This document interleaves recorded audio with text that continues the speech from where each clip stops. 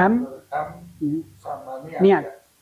Itu kalau dalam bahasa manajemen itu ada program, ada mimpi, ada program, ada pelaksanaan, ada eksekusi, ada eksekusi.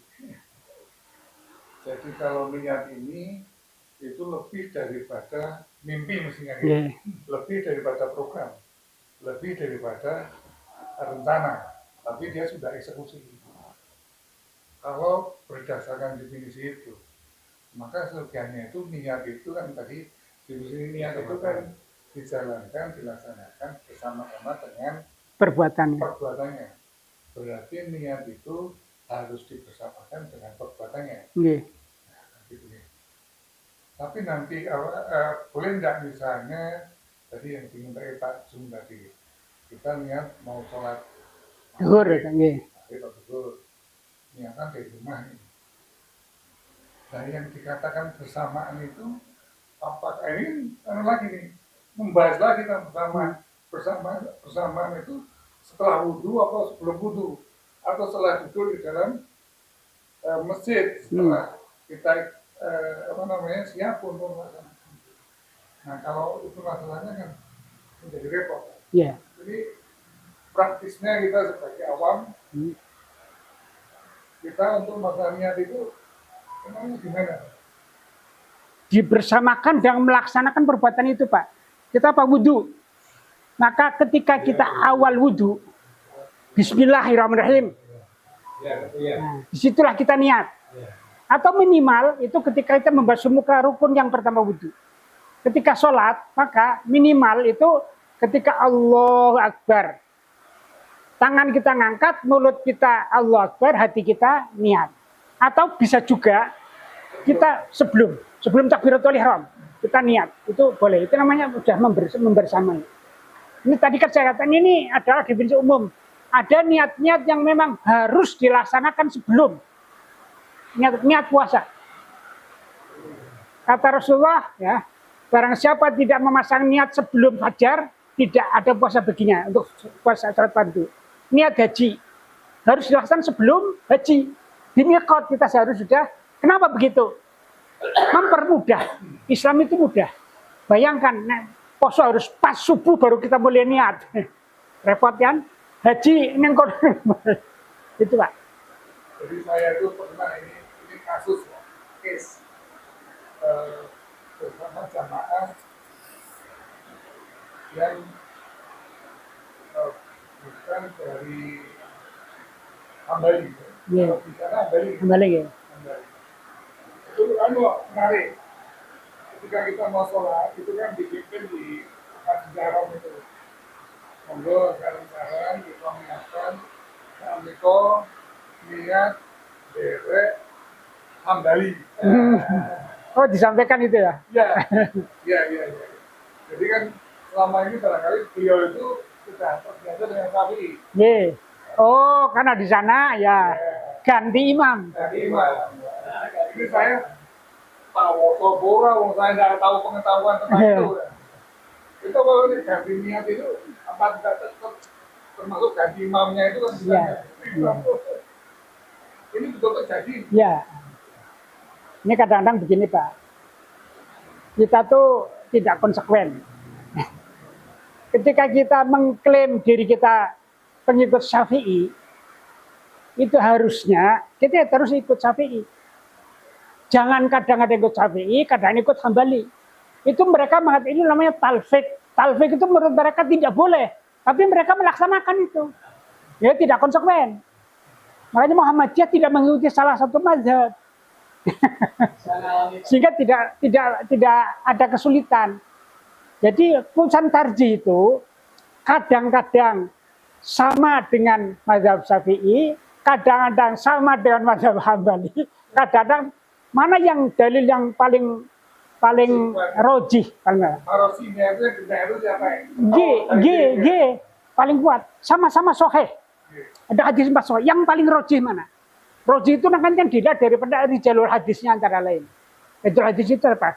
Yang meriwayatkan hadisnya ke atasnya itu memang artinya apa? Masya Allah, pekerja hadis itu sudah begitu beratnya dan begitu telitinya Pak. Makanya memberikan tuntunan pada kita tuh sudah kita tinggal mengikuti saja, itu sudah dipilihkan kok. Orang semilih dewe. Tapi itu yang nggak tahu kan nggak apa-apa nih. Nggih. Nggak tahu kan nggak tahu. Nggak apa-apa, nggih. Nggak apa-apa. Jadi saya juga, Kalau soal nggak apa-apa, kita tahu pun tidak sudah tarjih boleh, Pak. asal dalilnya kuat. Tarjih itu kan memberikan pedoman bagi orang-orang yang memang tidak tahu, justru tidak tahu hadisnya, sehingga wis tak pilihkan ini loh. Tapi bari misalnya jenengan sudah tahu ada, tapi ini ada juga hadisnya sahih, yang menggunakan tidak pilihan tarjih, tapi pilihan sendiri, itu boleh. Tarjih tidak melarang. Yang dilarang adalah ini tarjih melarang orang Muhammadiyah loh, internal orang Muhammadiyah tidak mengamalkan tarjih, tetapi dia mengamalkan yang lain dan diajarkan pada warga Muhammadiyah, itu yang boleh. Ini etika organisasi, bukan etika hukum fikih, tapi etika organisasi. Tapi kalau Anda punya pendapat yang berbeda dengan tarjih, silahkan itu Anda sampaikan pada majelis tarjih, di mana nanti bisa saja tarjih kemudian mengulang, meninjau kembali dari dalil yang Anda bawakan. Ketika ternyata dalil Anda lebih kuat, majelis tarjih tidak akan segan-segan untuk berubah. Gitu Pak. Keputusan tarjih seperti itu. Oh pernah Pak. Contoh tentang Bismillah Assalamualaikum. HPT jilid 1. Assalamualaikum warahmatullahi wabarakatuh. Assalamualaikum warahmatullahi wabarakatuh. Kemudian ada seorang anggota Majelis Tabligh PP Muhammadiyah, Pak Jamaluddin kalau tidak salah, itu membuat buku tuntunan sholat yang di situ yang kedua tidak pakai wabarakatuh. Dan itu ketika diundang pernah datang di Kebonan Ahad pagi, itu beliau sambil membawa buku itu dijual. Saya juga beli. Lah dari buku itu Pak Samsul Anwar yang ketua Majelis Tarjih Muhammadiyah berang Pak, berang. Karena apa? Dia orang tidak mesti tidak boleh seperti itu. Silahkan menggunakan yang berbeda, tapi tidak boleh menyebarluaskan, apalagi sudah di buku. Pak Samsul Anwar membuat buku tandingan, buku kecil, mempertahankan dari HPT jilid 1. Nah, kemudian lama-lama akhirnya itu dimutamarkan lagi di HPT jilid 3 sekarang diperbolehkan. Tanawu keragaman. Ya sudah boleh pakai wabarakatuh, boleh tidak pakai wabarakatuh. Karena terus. Enggak, kanan kiri boleh. Boleh tanpa wabarakatuh. Yang kedua. Tapi di putusannya ya, itu yang dari Majelis Tabligh tadi. Ya, boleh.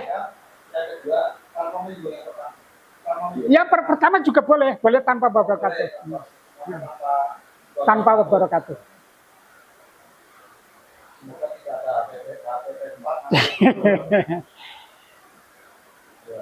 Di HPT itu banyak Pak, ada beberapa yang merubah putusan. Putusan tentang memasang gambar Gajah Mada Dahlan. Silakan yang di HPT pertama, hukumnya haram. Ya, hukumnya haram. Karena di situ alasannya adalah mengkultus individukan. Tapi di HPT jilid 1 juga, di halaman belakang, artinya setelah kemudian ada munas tarjih lagi, itu diperbolehkan dengan syarat. Jadi misalnya membolehkan dengan untuk sekolahan, ya, pelajaran itu boleh. Syaratnya tidak dikultus individukan. Itu masih satu buku. Ada lagi tentang pawe. Pawe bagi perempuan. Itu tadinya HPT melarang. Tidak boleh. Tapi juga masih di HPT jilid 1. Itu diperbolehkan asal lah tadi. Mesti ada catatannya. Asal kita sendiri saling, kan masalah ini juga tabir laki-laki dan perempuan itu dulu kan keras Pak, Muhammad itu keras. Setiap pertemuan laki-laki perempuan harus ada tabir, biasa sekat. Artinya apa? Majlis tarjih itu dinamis Pak, dinamis. Karena ya, makanya dulu kan majlis tarjih dan pemikiran Islam. Jadi karena memang terus seperti itu. Yang lain berarti. Yeah. Jadi tadi disinggung Bismillah dalam konteks ibadah sebelum sholat. Ya. Yeah. Nah sekarang Di dalam sholat Pak. Di dalam sholat Yeah. Ya, di dalam sholat ya masalah aplikator yang pertama. Sekarang kalau Bismillah dibaca dalam di luar sholat itu mana-mana yang kegiatan apa yang haruskan membaca basmalah. Kumlu ari amlin zibalin, setiap perbuatan, hanya perbuatan yang baik diawali dengan Bismillah, apapun bentuknya, secara umum. Itu anjuran Rasulullah. Karena sudah kami kemarin pada tafsir lafziyah, baknya itu, ya apa fungsinya? Lid tabarruk, ada yang lid mengharapkan barokah, ada yang mengharapkan pertolongan dari Allah.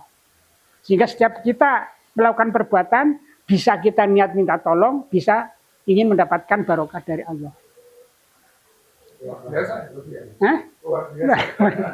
Luar biasa. Baca Bismillahirrahmanirrahim itu maknanya bahwa Gusti Allah memberikan jenengan dari bantuan kali pulau. Ya. Ya. Sampai itu kan juga itu kalimat itu kan tidak dikenal oleh masyarakat sebelum Islam. Bismillah itu tidak ada. Ya, memang belum diturunkan wahyunya. Hanya diturunkan pada Rasulullah. Pada Rasulullah. Dan Muhammad SAW. Makanya banyak orang Arab yang juga heran dengan kalimat itu. Dan termasuk bangsa baru. Dan kalau Bismillahnya diganti dengan bahasa Indonesia, boleh nggak? Nggak boleh Pak.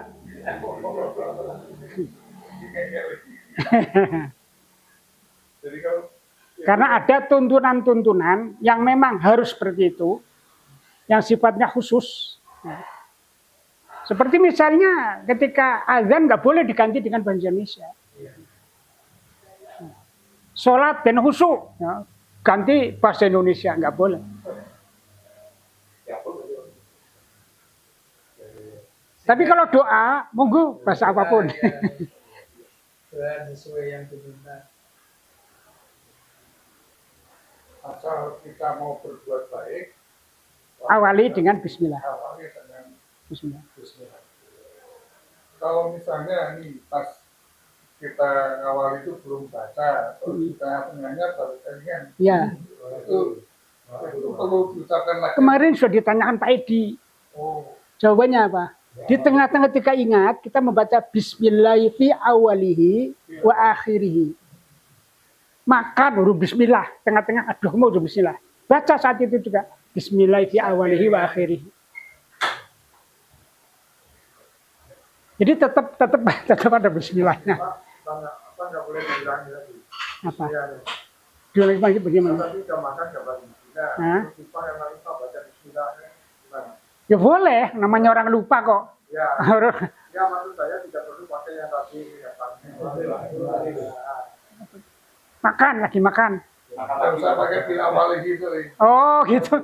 Ya, tuntunannya seperti itu Pak. Tuntunannya seperti itu.